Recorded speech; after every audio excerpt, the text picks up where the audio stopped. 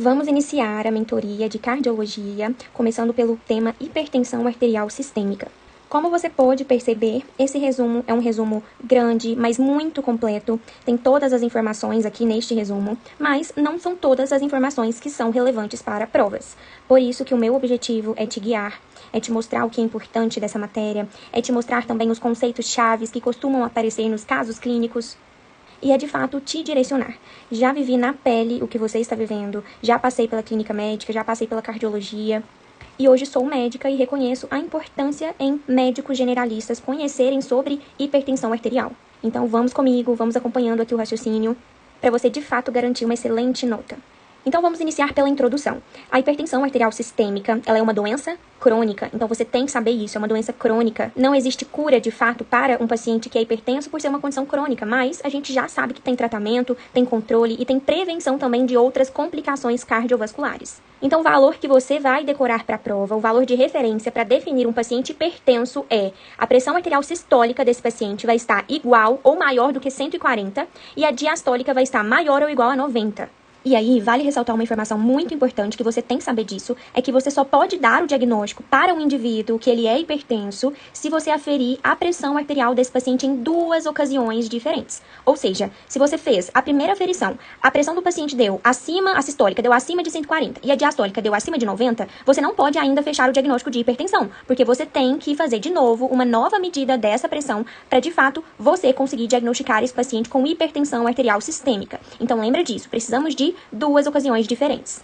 Em contrapartida, se for um paciente que você fez a aferição da pressão dele, a sistólica deu acima ou igual a 180 e a diastólica acima ou igual a 110, e esse paciente tiver evidência de doença cardiovascular, você já pode fechar o diagnóstico de hipertensão arterial sistêmica. E você vai ver mais pra frente aqui comigo sobre a classificação da hipertensão arterial sistêmica. Tem ali um paciente que é pré-hipertenso, paciente que tem hipertensão estágio 1, estágio 2, estágio 3. Esse paciente em específico, que é o paciente que tem sistólica acima ou igual a 180, diastólica acima ou igual a 110, esse paciente ele é estágio 3. Então, estágio 3, você já pode fazer o diagnóstico na primeira aferição. Já os outros, você viu que precisa de 2 ocasiões diferentes. E você tem que lembrar que a hipertensão arterial ela é uma condição multifatorial. Então, ela é uma doença crônica que envolve vários fatores, como fatores genéticos, por isso que é importante pesquisar por histórico familiar de hipertensão arterial. Então, se tem parentes, principalmente parentes de primeiro grau, que tem essa condição, porque a gente viu que tem um fator genético envolvido. Então, fatores genéticos também vai predispor ao quadro de hipertensão. Fatores ambientais, então, estilo de vida dessa pessoa, alimentação, se faz atividade física ou não, porque você vai ver que o sedentarismo ele é um fator de risco também para desenvolver o quadro. E um ponto-chave muito importante que você tem que lembrar é que o indivíduo hipertenso, se ele evoluir com um quadro de descontrole dessa hipertensão, esse paciente pode gerar lesão de órgão-alvo. E aí, quando você vê alguma questão falando sobre lesão de órgão-alvo, automaticamente você tem que lembrar que é uma condição crônica, um indivíduo que não faz o tratamento adequado pode evoluir com alterações em órgão-alvo. E quais são esses órgãos-alvo que você tem que pensar? Coração, cérebro, rins, olhos, que seria a retina, e vasos sanguíneos. É claro que você não precisa de saber quais são todas as alterações que um quadro de hipertensão arterial sistêmica descontrolado pode gerar. Mas você tem que lembrar desses órgãos: coração, cérebro, rins, olhos e vasos sanguíneos. Então, só um exemplo para contextualizar e você não ficar perdida.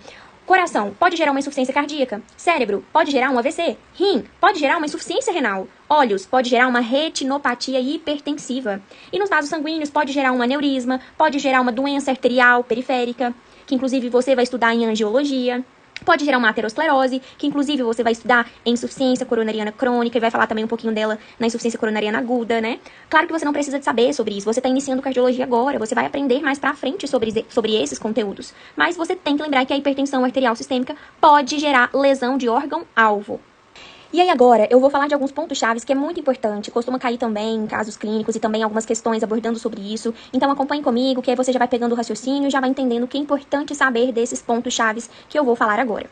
Você tem que lembrar que a hipertensão arterial ela já é uma causa de doença cardiovascular, né? Então você tem que lembrar que é o principal fator de risco para doença cardiovascular, para morte. E, aliás, é o principal fator de risco modificável para doenças cardiovasculares, doença renal, morte. Por que é modificável? Porque se você fizer um controle adequado da hipertensão do paciente, então tratar de forma adequada, e o paciente tiver uma adesão do tratamento, então controle adequado, você vai também prevenir o surgimento dessas alterações. Então, a hipertensão é responsável por AVC, por doença arterial coronária, Está associado também a dislipidemia, obesidade, principalmente uma obesidade abdominal, né, um aumento de gordura abdominal, que a gente chama de gordura visceral. O paciente que tem uma resistência à insulina, consequentemente uma intolerância à glicose, diabetes, então está muito relacionada a hipertensão arterial com esses outros diagnósticos. A maioria dos pacientes que têm hipertensão são pacientes assintomáticos. Lembra disso para a prova. Então lembra de um paciente que está ali com a pressão arterial totalmente alterada e é um paciente que basicamente não vai sentir nada. É um paciente assintomático. Alguns casos de hipertensão vai ser uma hipertensão sintomática, ou seja, vai ter sintomas, mas principalmente está relacionado com um quadro de hipertensão secundária. Ou seja, é uma hipertensão secundária a alguma outra doença, a alguma outra alteração. Então seria uma doença de base que está desenvolvendo um quadro de hipertensão, por isso que é chamado de hipertensão secundária, porque ela é secundária a alguma outra doença.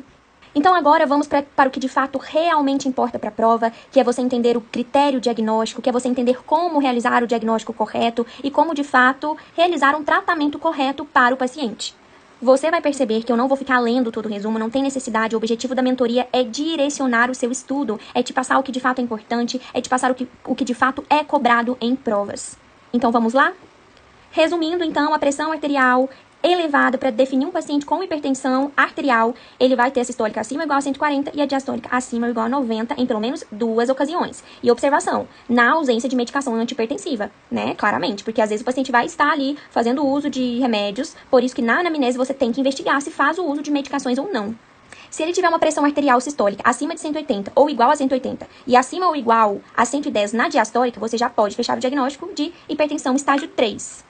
E já iniciar o tratamento para esse paciente. E existem 2 métodos muito eficientes e muito importantes também para acompanhar a pressão desse paciente, que seria a monitorização ambulatorial da pressão arterial, MAPA, e a monitorização residencial da pressão arterial, MRPA. O MAPA seria o paciente que vai utilizar um aparelho automático que vai medir a pressão desse paciente durante 24 horas. Então, de 30 em 30 minutos, durante todo o dia, e de 1 em 1 hora, durante toda a noite, esse paciente vai ter a sua pressão aferida através desse dispositivo eletrônico. Já a monitorização residencial da pressão arterial, esse paciente vai aferir a pressão de manhã e à noite. Então, 2 vezes ao dia, durante mais ou menos ali 5 a 7 dias. Então, esse paciente pode ir no posto de saúde para os enfermeiros aferirem a pressão dele, ou ele pode ter um dispositivo eletrônico confiável que ele possa utilizar, mas de fato ele precisa de escrever, de anotar qual foi a sua pressão para que o médico consiga identificar se teve alteração da pressão durante todas essas medidas. E a gente vai indicar ou MAPA ou MRPA para os pacientes que têm hipertensão do jaleco branco e hipertensão mascarada. A hipertensão, chamada de hipertensão do jaleco branco, ou pode aparecer também o termo hipertensão do avental branco, é o paciente que fica ansioso, com medo durante a consulta médica, e esse paciente acaba tendo um pico hipertensivo. Mas esse paciente ele vai ter apenas aquela pressão elevada no consultório. Quando ele sai do consultório, ele não é hipertenso. E isso está muito relacionado, de fato, à ansiedade durante a consulta, o medo, ou até mesmo a emoção, enfim. Então você tem que lembrar desses pacientes. Por isso que, se chegou um paciente que está com a pressão arterial sistólica alterada, diastólica alterada, você tem que pedir para ele MAPA ou MRPA para você descartar que seja uma hipertensão do jaleco branco. Porque você não sabe, você está conhecendo o paciente agora, você não sabe se é um paciente de fato que é hipertensivo ou um paciente que tem ali a sua ansiedade, o seu medo, então acaba gerando esse pico hipertensivo chamado de hipertensão do jaleco branco. Então, somente durante a consulta que ele tem esse aumento de pressão. Então, por isso que para você ter certeza, você precisa de 2 ocasiões diferentes. Você precisa de 2 medidas dessa pressão. Por isso que você não pode fechar o diagnóstico de primeira, né? Porque você tem que lembrar do paciente que tem hipertensão do jaleco branco. E o paciente que é hipertenso mascarado, então tem uma hipertensão mascarada, é aquele paciente que está com a pressão normal durante a consulta. Então você faz ali, você afere a pressão do paciente, a pressão desse paciente não está elevada, mas é um paciente hipertensivo. Só teve ali uma ocasião que durante a consulta a pressão dele veio normal, mas é um paciente hipertenso, então fora do consultório ele é hipertenso. Então isso é chamada de hipertensão mascarada. É muito importante conhecer esses 2 tipos, esses 2 subtipos de pacientes que podem evoluir ali com um quadro hipertensivo, que é o caso do paciente que já tem hipertensão, né, que seria a hipertensão mascarada. E como é feito o diagnóstico de hipertensão arterial? Através do exame físico e exames complementares. Então basicamente você vai aferir a pressão do paciente. E aí é muito importante você saber que a medida dessa pressão, ela é aferida nos 2 braços, então tanto no braço esquerdo quanto no braço direito, e é importante que seja aferida em 2 posições. Então o paciente deitado e o paciente em pé, ou o paciente deitado e o paciente sentado. No exame físico é importante você palpar os pulsos, fazer a palpação cardíaca e a ausculta cardíaca também, fazer um exame abdominal, identificar se esse paciente tem a presença de edema, que pode ser um quadro ali sugestivo de um paciente com insuficiência cardíaca. Então, você tem que fazer um exame físico adequado, avaliando esses pontos. Além do mais, você avalia os dados antropométricos do paciente, como o peso, a altura, para você fazer o cálculo do índice de massa corporal, que é o IMC. E o cálculo do IMC é feito por peso dividido por altura ao quadrado. Você também mede a circunferência abdominal desse paciente, porque está muito relacionado a complicações, você já viu sobre isso. Faz a ausculta pulmonar, avaliando a frequência respiratória. Procura por sinais de lesão de órgão-alvo, então você tem que procurar por sinais de lesão naqueles órgãos que eu disse: coração, cérebro, olhos, vaso sanguíneo e rins. E como que você vai aferir a pressão arterial? Você tem que saber a técnica correta para realizar um diagnóstico correto e preciso. Então você já sabe que o diagnóstico não pode ser feito apenas em uma única medida, que deve medir 2 vezes, exceto em caso de hipertensão estágio 3. Se possível e disponível, faz a medida dessa hipertensão fora do consultório, através de mapa ou MRPA. Então, olha só, vai lembrando aí desses pontos-chave, já vai decorando, porque isso aí é importante, isso é abordado nas questões. Então, é importante medir essa pressão em ambos os lados. E se tiver uma diferença maior do que 10 milímetros de Hg, você deve considerar sempre a pressão maior. Então, se deu maior a pressão do lado direito, você vai considerar ela. E se essa diferença for maior do que 20 milímetros, aí já é uma diferença grande, então deve-se investigar mais detalhadamente sobre isso. Resumindo, confirmar a pressão do paciente fora do consultório é necessário para definir o tratamento. Então, você deve fazer o controle desse paciente, você deve investigar essa pressão fora do consultório para você fechar o diagnóstico. Então, você faz isso com mapa e MRPA. E a maior vantagem, desses exames, basicamente, é definir um paciente com hipertensão do jaleco branco ou uma hipertensão mascarada. Então, basicamente, cerca de 30% dos pacientes que frequentam as clínicas vai ter a hipertensão do avental branco e cerca de 10 a 15% dos pacientes vai ter hipertensão mascarada, por isso que é importante a investigação.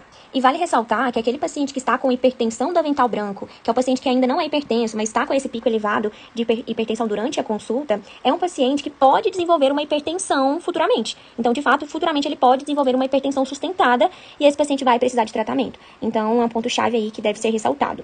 E os pacientes que têm hipertensão mascarada, claramente é um paciente hipertenso. Ele só não está com a pressão elevada durante a aferição ali na consulta. Então, é um paciente hipertenso, então ele tem risco cardiovascular semelhante ao paciente que vai ter hipertensão sustentada. Então, você tem que lembrar disso. É um paciente hipertenso, então ele tem todos os riscos cardiovasculares e também em outros órgãos, como a gente já citou. Então, tudo que foi abordado até agora, eu falei sobre a hipertensão arterial primária, que é aquela hipertensão que não é secundária a uma outra doença, alguma outra alteração. Agora, eu vou falar basicamente de alguns sintomas sugestivos de uma hipertensão arterial secundária. Então, secundária a alguma doença ou a alguma alteração. Lembra que eu disse que os pacientes sintomáticos, que são os pacientes que vão ter sintomas, são os pacientes que têm hipertensão secundária? Então, esses são sintomas: fraqueza muscular, cãibra, arritmia, edema, sudorese, palpitação, dor de cabeça, sonolência, principalmente uma sonolência diurna, que pode estar relacionada a uma apneia obstrutiva do sono, o paciente não dorme bem à noite, ou alguns sintomas também sugestivos de doenças na tireoide. Não acho que você tenha que decorar todos os sintomas. O que você tem que entender é que, se um paciente tem hipertensão e ele tem sintomas, você tem que pensar numa hipertensão secundária, porque você já viu que a hipertensão primária, então a hipertensão propriamente dita, ela geralmente é assintomática, sem sintomas. Agora vamos entrar num tópico muito importante, que é falar sobre o risco cardiovascular. Você já viu que a hipertensão arterial sistêmica pode lesionar órgãos-alvos. Então, no coração, a gente pode identificar por um risco cardiovascular. E a gente tem que pensar nos pacientes, principalmente, que têm fatores de risco, como pacientes com idade avançada, acima de 65 anos, sexo masculino. Então, homens têm um fator de risco maior para desenvolver uma doença cardiovascular. Obesos, pacientes que têm diabetes, pacientes que têm uma elevação do LDL, pacientes com histórico familiar de doença cardiovascular ou também histórico familiar de hipertensão arterial, pacientes tabagistas. Além do mais, outros fatores estão associados, como fatores psicossociais e fatores socioeconômicos também. A gente sabe que os pacientes que têm menores níveis educacionais vão ter uma prevalência maior de fatores de risco cardiovascular. Então, tem que lembrar desses fatores de risco. Além do mais, lembrar dos pacientes que têm histórico familiar de lesão de órgão-alvo. Então, pacientes que teve ali na família um paciente hipertenso que evoluiu para lesão de órgão-alvo. Então, você não precisa de conhecer agora quais são todas as alterações em todos esses órgãos. Mas, basicamente, lembra do AVC, que é uma alteração cerebral. Lembra da doença renal crônica. Lembra também da doença arterial coronariana. Mas você não precisa de conhecer todos os diagnósticos. E quais pacientes que nós vamos recomendar exames complementares? A radiografia de tórax, né, que é o raio-x, vai ser só indicado para pacientes hipertensos que você suspeita de algum acometimento cardíaco ou pulmonar. Então você faz claramente uma radiografia de tórax, que é um ótimo exame de imagem para poder visualizar ali o pulmão e visualizar também o coração. O ecocardiograma você vai indicar para pacientes que têm suspeita de insuficiência cardíaca. Então você suspeita de insuficiência cardíaca pelos sinais e sintomas do paciente, pelo exame físico, você vai encontrar por dispneia, por edema. Claro que você não precisa de saber sobre isso agora, tá? Mas basicamente lembrar do ecocardiograma como um exame complementar. Agora, paciente que é diabético, você tem que lembrar, porque o paciente diabético ele tem risco tanto para evoluir com um quadro ali hipertensivo grave e também evoluir como uma doença renal crônica. Então, para pacientes diabéticos que têm hipertensão, você tem que fazer ali a pesquisa de albumina, a pesquisa de creatinina, para avaliar possíveis alterações renais. Hemoglobina glicada, você vai indicar para o paciente que está com a glicemia de jejum maior do que 99 e tem histórico também familiar de diabetes e obesidade. Enfim, na minha opinião, esses são os exames mais importantes. Não acho que você precisa de decorar todos, tá? Mas você tem que lembrar, principalmente aí do raio-x, do eco e também da avaliação de doença renal. Quais são os fatores de risco para a hipertensão? Idade. Idade, principalmente, você vai lembrar da idade. Então, pacientes ali mais velhos têm um fator de risco para desenvolver hipertensão. Etnia. Então, em pacientes negros, a hipertensão ela tende a se manifestar mais cedo e também a ser mais grave em comparação com pacientes brancos. Então, você vai lembrar dos pacientes negros. Mas condições socioeconômicas e hábitos de vida também é um fator de risco muito importante. Baixo nível socioeconômico e educacional, a pobreza de fato, também são fatores de risco. Má nutrição materna, baixo peso ao nascer, também desenvolve ali um risco dessa criança ser um adulto com hipertensão arterial sistêmica. Fatores genéticos, então vale lembrar que tem um componente genético envolvido. Então vale lembrar que a hipertensão ela está relacionada com a idade. Então tanto em mulheres quanto homens mais velhos, eles podem ter um aumento e também gerar um fator de risco para desenvolver a hipertensão. Mas aqui basicamente está falando que após os 65 anos, a mulher ela tende ali a ter uma taxa maior de desenvolvimento de RAS. Então ali o homem em torno de 61% e a mulher em torno de 68%. Então basicamente só está falando mesmo que a frequência da hipertensão ela tende a aumentar um pouquinho a mais ali no sexo feminino após os 65 anos de idade. Mas você vai lembrar que é comum para ambos os sexos ter ali hipertensão numa idade mais avançada. Excesso de sódio, consumo de excesso de sódio também é um principal fator de risco. E aí vale ressaltar que é um fator de risco modificável. Então você consegue modificar, né, ajustar a dieta desse paciente e orientar a redução do consumo de sódio. Obesidade é um fator de risco muito importante para desenvolver RAS, que aí já é o paciente que está com IMC igual ou acima de 30. Então você tem que lembrar que esses pacientes têm também fatores de risco para desenvolver RAS. Álcool, consumo excessivo de álcool, sedentarismo.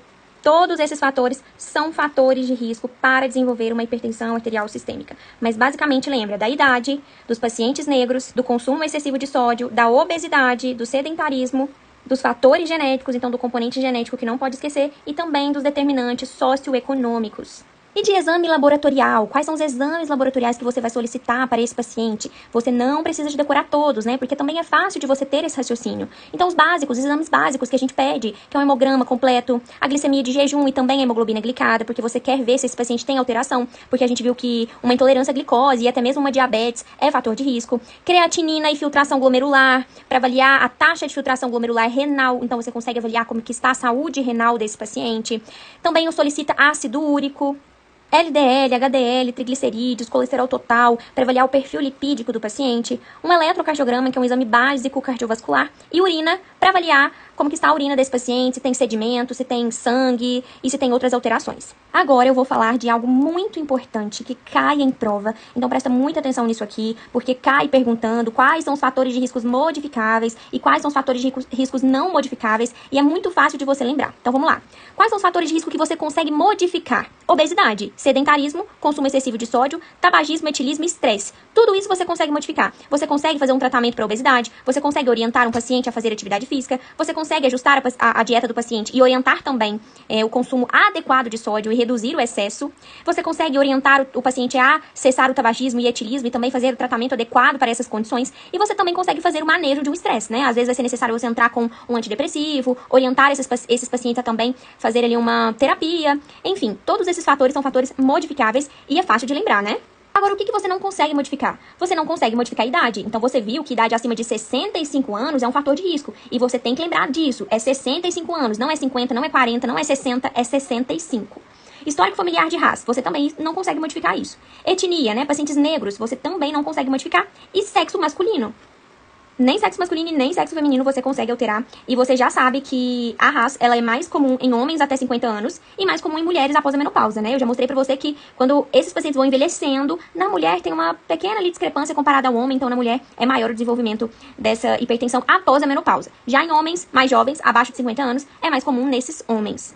Então, como eu disse, esses fatores modificáveis e não modificáveis estão em prova, vai te perguntar quais são eles, então é importante você lembrar e é fácil de fazer essas correlações. Manifestações clínicas, você já sabe de cor e salteado que o paciente que tem hipertensão arterial primária, ele na maioria dos casos vai ser assintomático. E os pacientes que vai ter ali uma hipertensão secundária vai ter mais sintomas, como eu já relatei pra você quais são os sintomas. E esse paciente que ele é hipertenso primário, ele é assintomático, ele pode ter alguns sintomas ao longo da vida. E outros também pacientes que têm a hipertensão, ele pode ter alguns outros sintomas também inespecíficos, como uma dor de cabeça, que é a cefaleia, tontura, palpitações, epistaxe, que é sangue no nariz. Então, são alguns sintomas inespecíficos. E complicações, você tem que lembrar da lesão de órgão-alvo. Você tem que lembrar de todos os órgãos que eu disse: coração, cérebro, rins, vasos sanguíneos e olhos e retina. Então, você tem que lembrar basicamente desses 5 órgãos e, consequentemente, pode ter complicações nesses órgãos, como uma doença renal crônica, como um infarto, uma insuficiência cardíaca, um AVC, uma retinopatia hipertensiva, que é a alteração da retina causada pela hipertensão.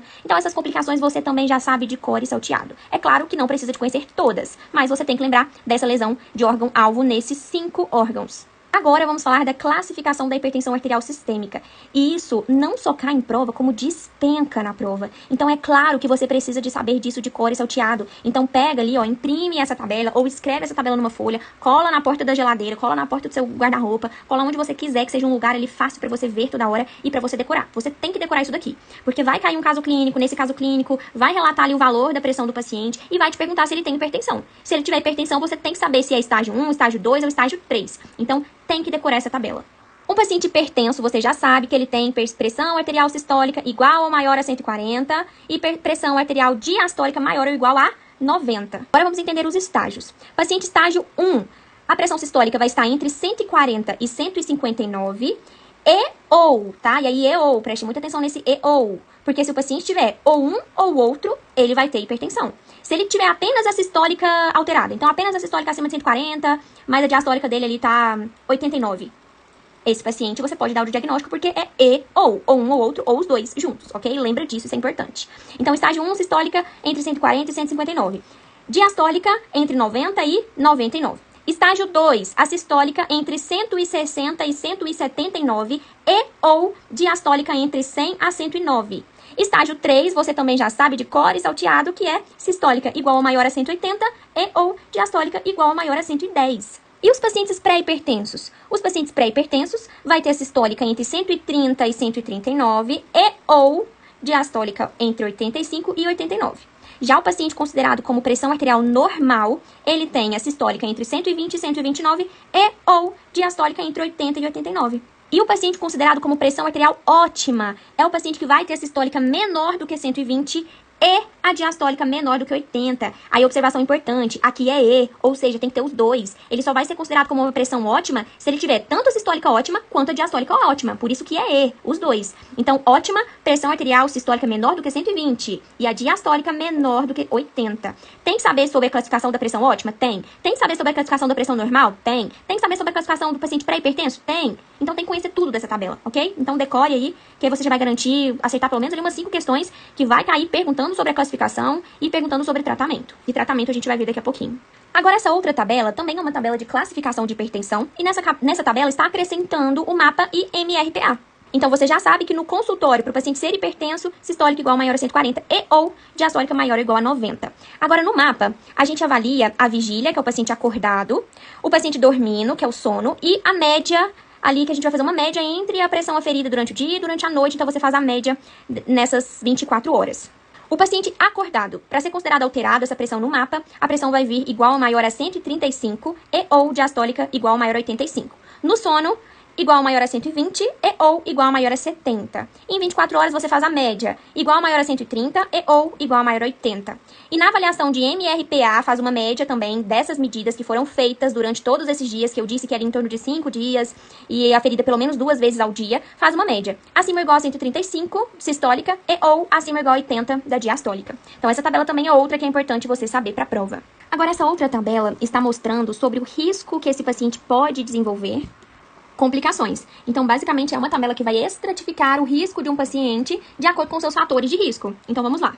Então, vamos começar de trás para frente, porque isso vai fazer sentido, vai ajudar a ter um raciocínio melhor e a decorar mais rápido. O paciente em estágio 3, independentemente se ele tem fator de risco ou não, independentemente se ele tem lesão de órgão-alvo, doença renal crônica, ou diabetes mellitus, ou doença cardiovascular, independentemente, já é um paciente risco alto.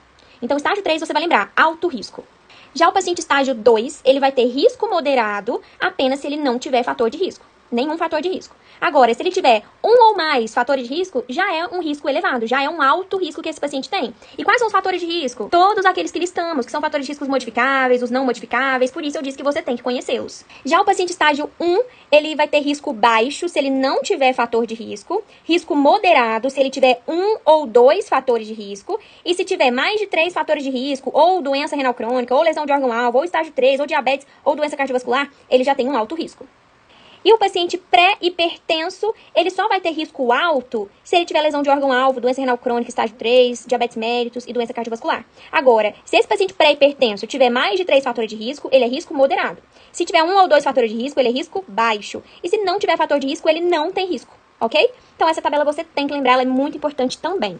Além do mais, já decora essa tabela, porque a gente vai falar sobre essa tabela em nefro. Você vai entender sobre essa tabela em nefro, porque você viu que a RAS é fator de risco para desenvolver uma doença renal. Então, por isso que uma doença renal, a gente precisa de avaliar muito bem a pressão do paciente. Por isso que eu disse que vamos rever essa tabela em nefro. Então, já aproveita e já decora aí para a vida.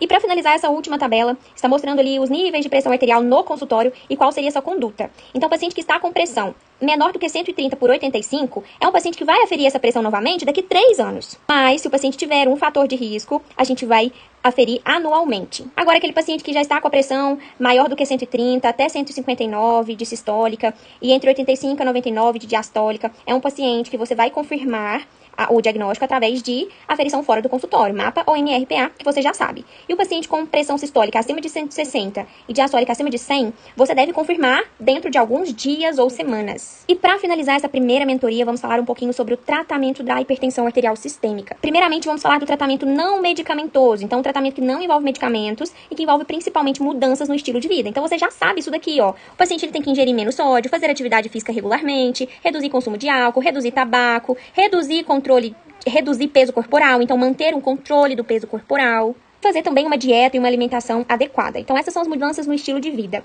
Agora, e medicamento? O tratamento medicamentoso, ele é feito basicamente com 5 classes medicamentosas e você tem que saber todas elas e eu vou te explicar exatamente o que você precisa de saber sobre cada uma dessas classes. Então, a primeira classe são os inibidores da enzima conversora de angiotensina, que é o IECA. E aí a gente tem como exemplo o captopril, e você pode decorar sobre o captopril. Já a segunda classe são os bloqueadores dos receptores da angiotensina 2, que tem ali a sigla BRA. Um exemplo é a losartana, a valsartana. A classe 3 são os diuréticos tiazídicos, a hidroclorotiazida, clortalidona. A classe 4 são os bloqueadores dos canais de cálcio, os BCCs. Aí a gente tem o amlodipino, nifedipino. E a classe 5 são os beta-bloqueadores, que são indicados em casos específicos e você vai saber exatamente quando utilizar o beta-bloqueador. Aí a gente tem o atenolol, o metoprolol. E aí, é claro que você não precisa de conhecer o mecanismo de ação de todos esses remédios. Você já estudou o mecanismo de ação lá em farmacologia, lá no início do seu curso, no início da faculdade. Aqui em hipertensão, você precisa de conhecer para que esse remédio é indicado, em qual ocasião ele é indicado, como ele vai ser indicado e como nós devemos conduzir o manejo desse tratamento, ok? E aí vale ressaltar que cada paciente vai ser tratado de uma forma individualizada. Então, por exemplo, paciente que tem uma hipertensão arterial leve, a gente pode iniciar com apenas mudanças no estilo de vida, para ver se esse paciente ele vai ter uma melhora clínica, antes, né, de iniciar com o remédio. Agora, se for um paciente que já tem ali uma hipertensão moderada ou uma hipertensão grave, ele vai precisar de remédio. Basicamente, a maioria dos pacientes vai necessitar sim de medicação. Só que o que você tem que lembrar é que, além da medicação, que é muito importante, tem que ter mudanças no estilo de vida, que são aqueles fatores modificáveis. detalhes. Então, você tem que lembrar disso para a prova. Então, por exemplo, se ela colocar numa questão aberta na prova, pedindo para você o tratamento, e você esquecer de colocar o tratamento não medicamentoso, você perde ponto. Então, tem que lembrar que o tratamento da RAS, ele é feito com ali medicamentos e também mudanças no estilo de vida, que seria o tratamento não medicamentoso. E claramente, os pacientes que têm uma hipertensão resistente, o manejo desse paciente vai ser diferente, e normalmente a gente vai associar 3 remédios ou mais, tá? E a gente sempre tem que pesquisar para uma RAS secundária. Porque às vezes é um paciente que tá com uma hipertensão, não tá tendo controle dessa hipertensão, essa hipertensão não tá melhorando, você tem que pensar numa hipertensão secundária a alguma outra alteração. Então, se ele tiver uma hipertensão secundária, você tem que tratar a causa base que tá gerando essa hipertensão. Causas de hipertensão secundária: feocromocitoma, hiperaldosteronismo, doença renal crônica, apneia obstrutiva do sono, uso de medicamentos como anti-inflamatórios, anticoncepcionais e alguns antidepressivos. Então lembra pelo menos de 2 causas de hipertensão secundária, você não precisa de conhecer todas, mas lembra ali de um paciente que tem uma apneia obstrutiva do sono e o paciente faz uso de alguns medicamentos, como por exemplo anti-inflamatórios não esteroidais, anticoncepcionais, antidepressivos. E como é feito a prevenção e abordagem da população? É muito importante nós, médicos e profissionais de saúde, realizar campanhas sobre hábitos saudáveis, estimular a atividade física e uma alimentação saudável, acesso facilitado a esses pacientes para fazer ali a aferição de sua pressão arterial, controlar os fatores de risco, como por exemplo ali a ingesta de sal, alcoolismo, peso corporal, tabagismo. Então, através de uma abordagem adequada e informações para a população, a gente consegue conscientizar e educar essa população para ter ali uma noção da importância do tratamento adequado da hipertensão arterial sistêmica. Agora, para finalizar, vamos lembrar dos pontos-chave importantes que falamos aqui. Então, você tem que lembrar que a RAS é um dos maiores desafios da saúde pública mundial. Você viu que é uma das causas mais importantes de outras doenças. É muito importante realizarmos o diagnóstico precoce e o controle adequado também para prevenir complicações, que nós já vimos quais são elas. Você viu que o tratamento envolve tanto medicamentos quanto mudanças no estilo de vida. Vale ressaltar que o manejo da hipertensão ele deve ser contínuo, com acompanhamento regular, com adesão ao tratamento. Então, o paciente ele precisa de aderir ao tratamento, fazer o tratamento adequado. Então, a gente tem que perguntar se esse paciente está tomando a medicação correta. Tudo isso a gente vai minimizar essa doença e também melhorar a qualidade de vida dos pacientes. Porque o que você tem que lembrar é que a hipertensão é uma doença crônica. Então, o paciente ele vai fazer uso de remédio praticamente para o resto da sua vida. Então, temos que realizar um manejo adequado e também um tratamento contínuo. E para finalizar, deixei aqui uma referência bibliográfica, que é sobre a Diretriz Brasileira de Hipertensão Arterial, que é basicamente a referência bibliográfica que utilizamos para conduzir essa aula.